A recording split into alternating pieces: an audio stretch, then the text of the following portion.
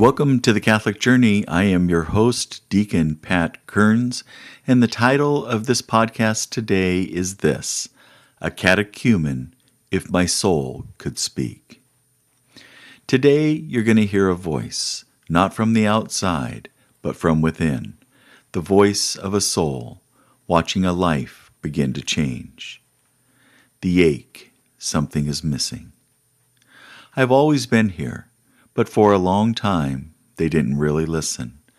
They were moving constantly, distracted, occupied, full, but something empty. And I felt it, that quiet ache beneath everything, the sense that something wasn't right, even when life looked fine. And slowly, they began to notice it too. The first change, a new way of thinking. It started with questions, not loud ones, but persistent ones. Why am I not fulfilled? Why do I keep returning to the same things? Is there more than this? And those questions didn't leave. They followed them, and thinking began to change.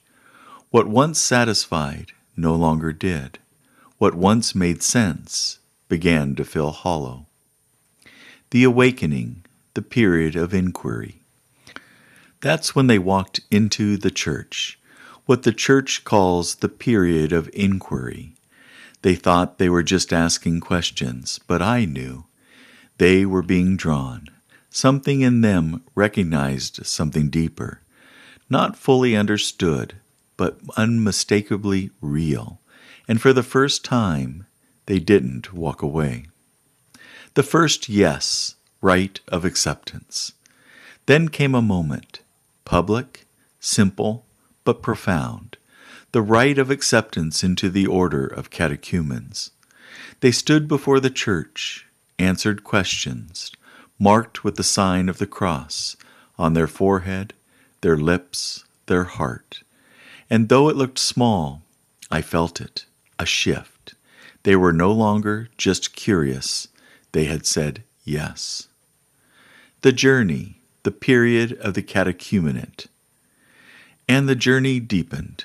This was the period of the catechumenate. Learning, listening, being formed. But it wasn't just knowledge. It was transformation. Their thinking continued to change. They began to hunger for truth, to wrestle with it, to let it change them. And slowly, their life began to follow. The struggle. Conversion in motion. Because once truth enters, it asks something of you. Old habits didn't fit anymore. Old ways of reaching felt off. They began choosing differently, not perfectly, but intentionally. And each small choice was a step away from who they once were and toward who they were becoming. The turning Rite of Election. Then came the moment that made everything real, the Rite of Election, when the church called them by name, when their name was written in the book of the elect, not symbolically, personally, and I felt it. They were chosen, not because they were perfect, but because they responded. The purification, the scrutinies. Then came the most intense part, Lent, the period of purification and enlightenment, and within it, the scrutinies.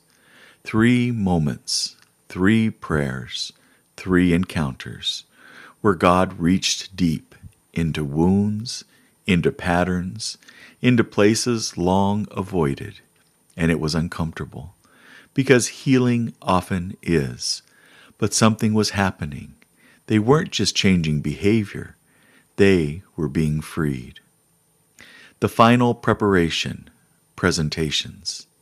Then came the presentations, the creed, the Our Father, not just taught, but handed on, as if the church was saying, this is what you now carry, and they received it differently, not as information, but as identity. The waiting, Holy Saturday. And then silence, Holy Saturday. Everything felt suspended between who they were and who they were becoming, and they wondered if it was real, if it would last, if they were ready, and I whispered, "You already are." The fulfillment, the Easter Vigil, and then the night, the Easter Vigil, darkness, fire, light, and everything came together. This wasn't just a ceremony, this was fulfillment. When they stepped forward, they came changed, not perfect, but prepared. And when the water was poured, it didn't begin something new. It completed what had been happening all along. New life, sacraments of initiation, baptism, confirmation, Eucharist, the sacraments of initiation. And in that moment, I was no longer reaching, no longer restless, no longer whispering from a distance. I was alive, filled, at peace. After, the period of mystagogy. And yet, the journey didn't end. It entered something new, what the Church calls mystagogy, living what had been received. And everything felt different, not because the world changed, but because they had. Your soul is speaking too. And now, listen carefully. This isn't just their story. This is how every conversion begins, quietly, gradually, from the inside out. And if something in you has been stirred, if you're thinking about changing, if you're seeing differently, that's not random. That's your soul waking up. And maybe it's time to listen. Thank you for listening to The Catholic Journey and to me, your host, Deacon Pat. I hope you found this podcast interesting, peaceful, and rewarding, and hopefully fruitful for you. If you think it might be appropriate, please send it to someone who would like to hear it. And what you've just witnessed was a soul speaking to us from a catechumen who journeyed from darkness into light. May God bless you, and happy Easter.